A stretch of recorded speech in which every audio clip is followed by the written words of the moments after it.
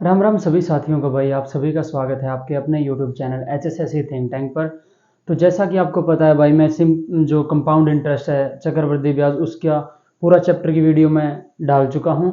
और आज उसी कड़ी में आगे बढ़ते हुए भाई हम आज हमारा चैप्टर स्टार्ट कर रहे हैं, साधारण ब्याज, सिंपल इंटरेस्ट। आशा करता हूँ कि आपको अच्छे से तरीके से समझ में आ रहा होगा। मैंने कंपाउंड इंटरेस्ट कंप्लीट करवा दिया, आप जाकर उसको बार बार देख सकते हो। और मैं आपको गारंटी देता हूं कि आप एक बार वो वीडियो देखोगे तो आपको चैप्टर अच्छे तरीके से समझ में आएगा। भाई ज़्यादा लंबा ना खींचते हुए भाई आज का चैप्टर स्टार्ट करते हैं। साधारण ब्याज। साधारण ब्याज क्या होता है? देखो, साधारण ब्याज होता है जैसे कोई भी हमने राशि, देसी भाषा में अगर बात करें, हमने कोई भी राशि ले ली, 1000 रुपए की अमाउंट ले ली हमने, और कह दी कि 1 साल पे इसका साधारण ब्याज ज्ञात करो 10% की रेट से। तो 10% की रेट से उसका साधारण ब्याज साल के अंदर कितना हुआ? 100 रुपये। ये हो गया सिंपल इंटरेस्ट। सिंपल इंटरेस्ट में क्या होता है भाई? साधारण ब्याज में हम साल बढ़ाते जाएंगे, ईयर बढ़ाते जाएंगे, हर साल का सिंपल इंटरेस्ट सेम होगा। और चक्रवृद्धि ब्याज में क्या था? जैसे हमने 1000 रुपए की राशि पर 10% की रेट से 1 साल का ब्याज लगाया, काउंट किया, तो वो 100 रुपये आ गया। अब आगे क्या होता था? अगर आगे हम टाइम पीरियड बढ़ाएंगे ना, तो उस पे ब्याज लगा। जैसे 1000 पे ब्याज मिला, 100 रुपये, आगे कंपाउंड इंटरेस्ट चक्रवृद्धि ब्याज में क्या था? उस 100 पे भी ब्याज लगता 10%, यानी उस पर 10 रुपये और आगे बढ़ते और ब्याज पे ब्याज लगता जाता। लेकिन इसमें क्या है? चाहे हम 1 साल का काउंट करें, चाहे 2 साल का, चाहे 3 साल का, चाहे 20 साल का, हमेशा ब्याज बराबर रहेगा। एवरी ईयर्स का, प्रत्येक साल का ब्याज बराबर रहेगा साधारण ब्याज, चाहे आप कितने ईयर्स का काउंट कर लो। तो इसमें एक फार्मूला होता है, मूलधन गुणा ब्याज की दर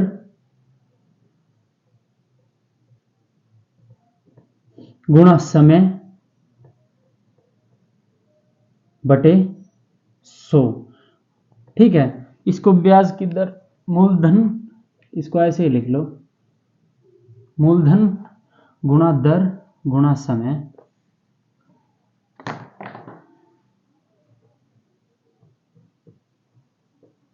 आपको पता है दर प्रतिशत में होती है, तो उसके नीचे उसके नाम का 100 हमने लगा दिया। इसको principal into rate into time divide by 100। तो ये सिंपल इंटरेस्ट का फॉर्मूला है। इस फॉर्मूले से हम काउंट करेंगे। अब जैसे ये दे रखा है, 8000 राशि पर 20% ब्याज की दर से 3 साल का सिंपल इंटरेस्ट ज्ञात करें। 8000 रुपए की कोई अमाउंट है, 20% रेट से 3 इयर्स का सिंपल इंटरेस्ट काउंट करना है। तो इसी फॉर्मूले के तहत इस क्वेश्चन को करते हैं। 8000 गुणा रेट कितनी है? 20 बटे 100 गुणा समय। अब इसको कर लो। अब इसको करोगे तो 20 या 60 इंटू 80, 8 6 48, 4800 रुपये आ गया भाई। अब इसको उसी तरीके से करते हैं जैसे हम अपना तरीका अपनाते थे। 8000, ठीक है, इस पे 20% का मतलब क्या है? 20 बटे 100, 1/5। तो 1/5 से इसको काउंट करेंगे। 3 साल का काउंट करना है। 5 एकम 5, 5 6 30, 1600, दूसरे ईयर का 1600, तीसरे ईयर का 1600, इन तीनों को जोड़ देंगे तो 4800। मैंने आपको क्या बताया है कि चाहे first year, second year, third year है, ये हमेशा इक्वल होंगे। चाहे आप 20 ईयर्स तक काउंट करो, कितने इन्फिनिटी तक आप काउंट कर लो, प्रत्येक साल का साधारण ब्याज हमेशा बराबर होगा। और चक्रवृद्धि ब्याज में क्या होता था? यहाँ पे हमने पहले साल का काउंट किया, अब यहाँ पे दूसरा साल का काउंट किया, तो पहले साल पे भी जो ब्याज पे ब्याज मिला था उसको भी यहाँ पे काउंट करते, तो वो कंपाउंड इंटरेस्ट था।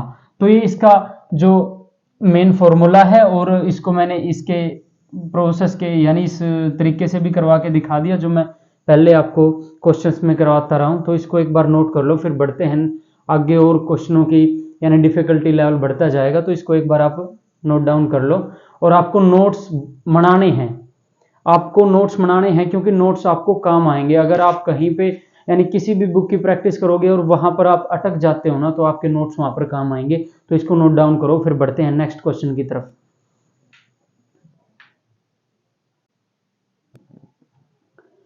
तो भाई नेक्स्ट क्वेश्चन की तरफ बढ़ते हैं। किसी निश्चित समय में किसी निश्चित दर से मूलधन व मिश्रधन का अनुपात 4:5 है। 3 साल बाद मूलधन व मिश्रधन का अनुपात 5:7 हो जाता है। साधारण ब्याज की दर ज्ञात करें। ठीक है, तो हम इसको रेशो मेथड से करेंगे भाई। जैसे 4:5 दे रखा है और वो 3 साल बाद कितना हो जाता है, वो हो जाता है 5:7। अब क्या है, जो हमारा मूलधन है, कोई राशि है आपकी, तो वो तो हमेशा समान ही रहेगी ना, वो नहीं बदलेगी कभी। जैसे 8,000 रुपए की राशि आपने आज उधार दी है तो 10 साल बाद भी 8,000 की रहेगी। यानी कहने का मतलब ये है, जो अपना प्रिंसिपल है, मूलधन है, वो हमेशा बराबर रहेगा। ठीक है, अब इसको क्या करेंगे, इसको बराबर करेंगे। जो ये प्रिंसिपल है, मूलधन है, इसको बराबर करेंगे। 4 5 है तो इसकी 5 के साथ मल्टीप्लाई, इसकी 4 के साथ मल्टीप्लाई। तो अगर यहां पे 5 से की है तो यहां पे भी 5 से करेंगे, अगर यहां पे 4 से की है तो यहां पे भी 4 से करेंगे। ये कितना आ गया, 20 20 और यहां पे 25 28। देखो मैंने क्या कहा था कि प्रिंसिपल को हम इक्वल करेंगे, तो यहां पे 20 और 20 हो गया ना इक्वल। तो अब क्या कह रखा, 3 साल में हो जाती है ये, यानी 3 साल में ये 25 से 28 हो गई, यानी 3 का डिफरेंस आया है। 3 का डिफरेंस 3 साल में आया है, तो 1 साल का कितना आ गया, 3 आया है 3 साल में, तो 1 साल का 1 आ गया। यानी 1 साल का जो है ब्याज वो 1 रुपए है। ठीक है, क्योंकि आपको पता है साधारण ब्याज में ब्याज हमेशा बराबर रहता है प्रत्येक साल का। जैसे 3 सालों में 3 बढ़ा तो 1 साल में 1। इसी तरह क्या पूछ रखा है, इसमें रेट ज्ञात करनी है, साधारण ब्याज की दर ज्ञात करें। ठीक है, तो ये किस पे काउंट करेंगे हम, जो ब्याज किस पे काउंट करेंगे, मूलधन पे। तो 1/20। ठीक है, और परसेंटेज में निकालने के लिए मल्टीप्लाई 100 करेंगे, तो ये कितना आ गया, 5%। तो ये आपका आंसर आ गया। ठीक है, इसको रेशो मेथड से किया है, आप इसको नोट डाउन कर लो। और अब एक तरीका और करवाता हूं मैं आपको। जैसे ये 4 से 5, ठीक है, और ये 5 से 7, तो यहां पे कितना हुआ है, 1 बड़ा है 4 पे, तो ये कितना आ गया, 25%। अब यहां पे 2 बड़ा है, ठीक है, किस पे, 5 पे, ये कितना हो गया, 40। अब देखो 3 सालों में 15% बढ़ी है, तो 1 साल की रेट कितनी आ गई, 5%। तो मैंने आपको 2 तरीके करवाए हैं, इनको नोट डाउन कर लो, अच्छे से आपको समझ में आ गया, इनको नोट डाउन कर लो। फिर नेक्स्ट क्वेश्चन की तरफ बढ़ते हैं।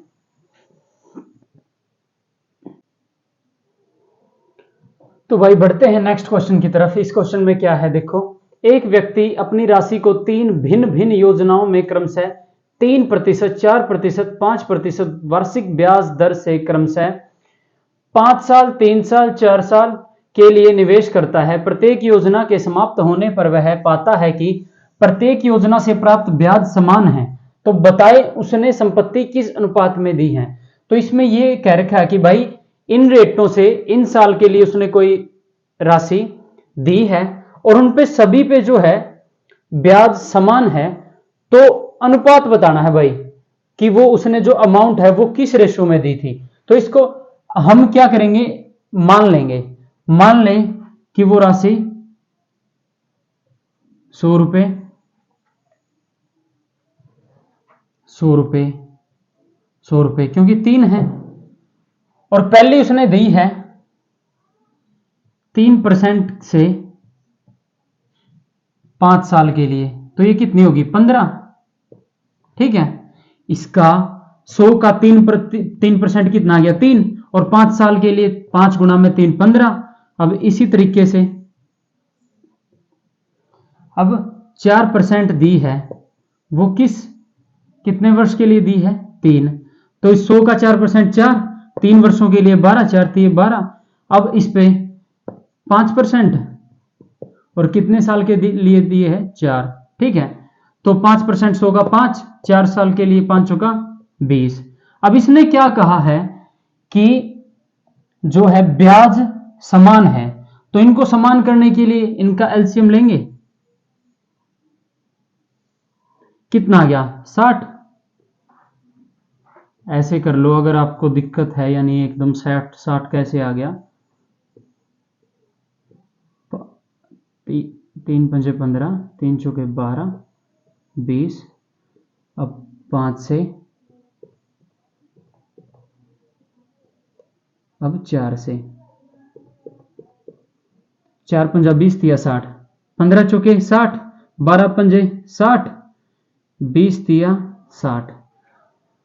तो अब इनको, अब ये हो गए इक्वल, तो वो किस रेशो में आ गई आपको पता होगा। यानी अगर यहां पे 4 करेंगे, यहां पे 5 करेंगे मल्टीप्लाई, और यहां पे 3 करेंगे,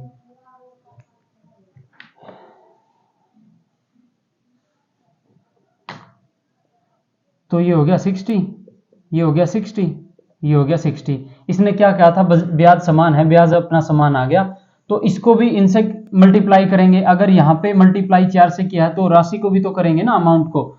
तो यहाँ पे ये 400 होगी, यहाँ पे ये 500 होगी, और यहाँ पे ये 300 होगी।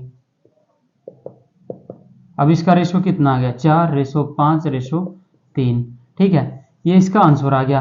अब सीधा ही करना हो आपको ये सवाल, तो आप सीधा कर लो। जैसे 3% 5 साल के लिए 15, 4% 3 साल के लिए 4 3 12, 5% 4 साल के लिए 20। अब इनका एलसीएम कितना आ गया 60, 15 चौके 60, 12 पंजे 60, 20 तिया 60। तो ये रेशो 4:5:3 आ गया। आप शॉर्ट तरीके से भी कर सकते हो इसको। ठीक है, फिर बढ़ते हैं नेक्स्ट क्वेश्चन की तरफ। इसको नोट डाउन कर लो भाई। स्टेटमेंट ज्यादा लंबी दे रखी है लेकिन क्वेश्चन में कुछ भी नहीं है अगर हम सॉल्यूशन करें। ठीक है, आपको समझाने के लिए इतना प्रोसेस करना पड़ा, लेकिन निकाल, अगर हम ज्यादा प्रैक्टिस करेंगे और निकाल लेंगे ना, तो ये सिर्फ 5 सेकंड का है इसका सॉल्यूशन। तो इसको नोट डाउन करो भाई।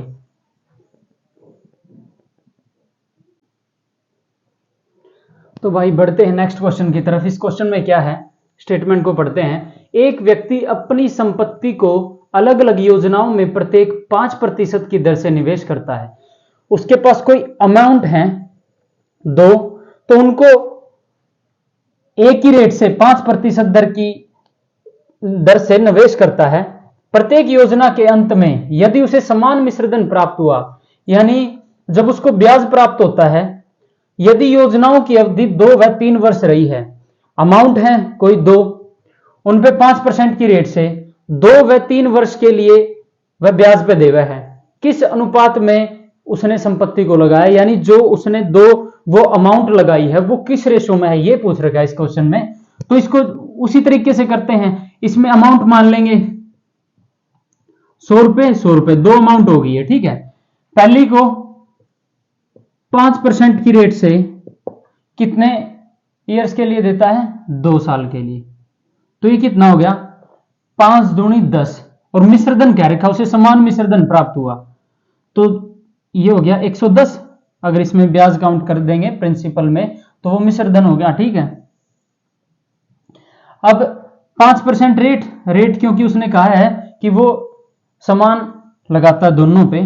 ठीक है, और वो 3 साल के लिए, 5 दिए 15, तो ये कितना हो गया 115। अब कह रहा है समान मिश्रधन प्राप्त हुआ है, यानी ये चीज दोनों इक्वल हैं, तो इनको इक्वल करने के लिए इसकी मल्टीप्लाई में क्या कर देंगे, 110 और 115 का हम एलसीएम निकालेंगे और उस हिसाब से इन दोनों को मल्टीप्लाई इक्वल कर देंगे। तो 5 से कर लेंगे, 5 दूनी 10, और यहां पे 5 दूनी 10, 5 दूनी 10, 5 दिए 15। ठीक है, तो ये कितना आ गया इसका 22 पंजा 110, 110 की और 23 की मल्टीप्लाई करेंगे, 23 0 0, 23 से कम 23, 2, 23 से कम 23 और 2, 2530। 2530 को हम यहाँ पे कितना आ गया 23। ठीक है, और यहाँ पे 115 को हम इससे करेंगे 2530। ये कितना आएगा यार? 5 दूनी 10, 5 3 15, 5 5 25, 5 6 30, 23 दूनी 40, 23 दूनी 40, यहाँ पे 22 आ गया। यानी हमने अब ये इक्वल कर ली है, जो मिश्रधन होया है उसको इक्वल कर लिया है। तो अगर यहाँ पे 23 से मल्टीप्लाई की है तो यहाँ पे भी 23 और यहाँ पे 22, ये 2300 हो गया राशि अमाउंट, और ये 2200। अब अनुपात पूछ रखा है तो 23:22, ये इसका आंसर आ गया। ठीक है, तो भाई इसको नोट डाउन करो, आपको समझ में आ गया होगा। स्टेटमेंट काफी लंबी है लेकिन सॉल्यूशन कुछ भी नहीं है, तो इसको नोट डाउन करो, फिर नेक्स्ट क्वेश्चन की तरफ बढ़ेंगे।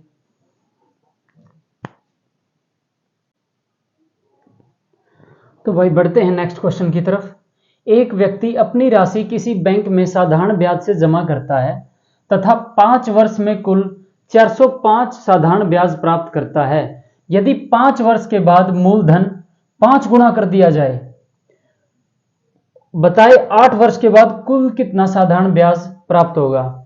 कोई अमाउंट है भाई, उसको सिंपल इंटरेस्ट की रेट से जमा करता है वो किसी बैंक में, और 5 इयर्स में उसे कुल 405 रुपए का सिंपल इंटरेस्ट प्राप्त होता है।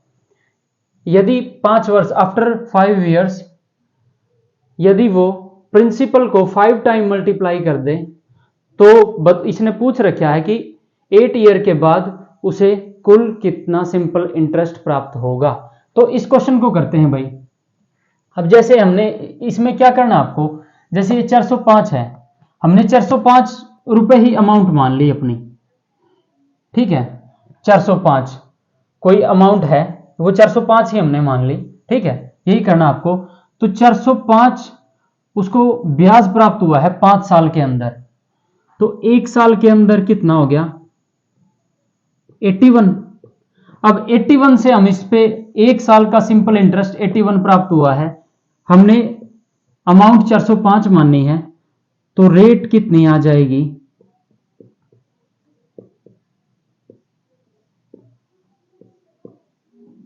20%। 20% का मीनिंग क्या है 1/5। अब स्टेप बाय स्टेप करते हैं। उसने देखो 1 साल का 81 है, 81 है, तो 5 साल का कितना है 405। ठीक है, और हमने अमाउंट भी 405 ही माननी है क्योंकि कैलकुलेशन करने में हमें यानी आसानी होगी। यदि 5 वर्ष बाद मूलधन 5 गुना कर, जो प्रिंसिपल है वो 5 टाइम मल्टीप्लाई कर दिया जाए। ठीक है, तो मूलधन कितना 405 और इसको 5 टाइम मल्टीप्लाई,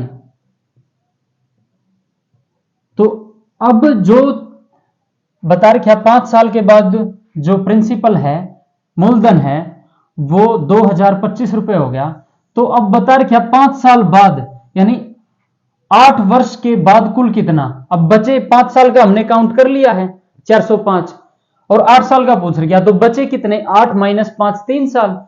अब इस पे 3 साल का हम कैलकुलेट करेंगे और क्या नाम है रेट अपनी आ रही है 20%। तो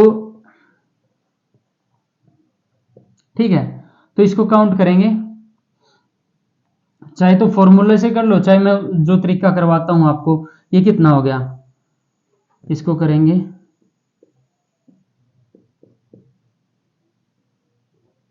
ये कितना हो गया 5 चौका 20 0 5, तो 405 पहले साल का और दूसरे साल का भी सेम, तीसरे साल का भी सेम, क्योंकि ये सिंपल इंटरेस्ट की बात हो रही है। तो इनको जोड़ देंगे तो ये कितना हो गया 1215। 5 साल के बाद जो हमारा 3 ईयर के लिए जो ब्याज आया है सिंपल इंटरेस्ट वो 1215 रुपए है, और जो पहले 5 साल के लिए कितना था 405। तो ये कितना हो गया टोटल 1620 रुपए हो गया भाई। ठीक है, यहां पे आप वो फार्मूला भी लगा सकते थे सिंपल जो ये है 2025 गुणा 20 परसेंटेज का नाम का नीचे 100 और 3 साल का था तो ये 20 50 100 405, ये 1215, ठीक है। 1215 3 साल का आया। 5 साल के बाद जो 5 टाइम मल्टीप्लाई किया गया जो प्रिंसिपल को, उस पे आया 1215, और जो पहले 5 साल का था उन पे आया 405। तो भाई देखो, स्टेटमेंट ज़्यादा लंबी है क्वेश्चनों की और वीडियो ज़्यादा लंबी ना हो, इस चक्कर में भाई आज इस वीडियो को यहीं पर ख़त्म करते हैं। भाई ये कुछ टाइप आपको करवाई गई हैं, इनको सबसे पहले आपको काम क्या करना है, अपने नोट्स बनाने हैं, क्योंकि नोट्स बनाओगे तो आपके लिए लाइफ टाइम के लिए काम आएंगे भाई। आपके लिए नोट्स किसी भी एग्ज़ाम में अगर आप बैठोगे और क्विक रिवीजन आपको करना है एग्ज़ाम से 2-3 दिन पहले पूरा कंप्लीट मैथ का, तो आप यहाँ से कर सकते हैं अगर आप अपने नोट्स बनाते हो। अब आपको काम ये करना है कि भाई मुझे ऐसा लग रहा है कि आपको ये जो मैं तरीके करवा रहा हूँ आपको अच्छे से समझ आ रहे हैं, क्योंकि बिल्कुल बेसिक तरीके से मैं क्वेश्चन करवा रहा हूँ। तो भाई आपको करना क्या, वीडियो को ज़्यादा से ज़्यादा शेयर करना है, लाइक करना है, कमेंट्स करने हैं, और अपने चैनल को ज़्यादा से ज़्यादा ग्रो करवाने के लिए भाई सब्सक्राइब करना है। और ज़्यादा से ज़्यादा जो मैं ये क्वेश्चन करवा रहा हूँ, ये वीडियो करवा रहा हूँ, अब जैसे सिंपल इंटरेस्ट की ये पहली वीडियो है, जो भाई अभी स्टार्ट कर रहे हैं, +2 की है, 10th की है, उनके पास ये वीडियो भेजो। और जो ये मैं वीडियोज़ करवा रहा हूँ ये आपके लिए बेनिफिशियल है। CPO, CGL, MTS, CHSL, railway, SI, railway constable की वैकेंसी आपको पता है अभी फॉर्म फिल हो रहे हैं, तो उसके लिए आपके लिए बहुत बेनिफिशियल है। आगे हरियाणा पुलिस की भी भर्ती होनी है भाई, 6000 पदों पर नया CET भी कंडक्ट होना है हरियाणा के अंदर। तो आप ये भाई आपको ज़रूर से ज़रूर इस वीडियो को ज़्यादा से ज़्यादा शेयर करना है। आज की वीडियो में इतना है भाई, धन्यवाद, राम राम सभी भाई को।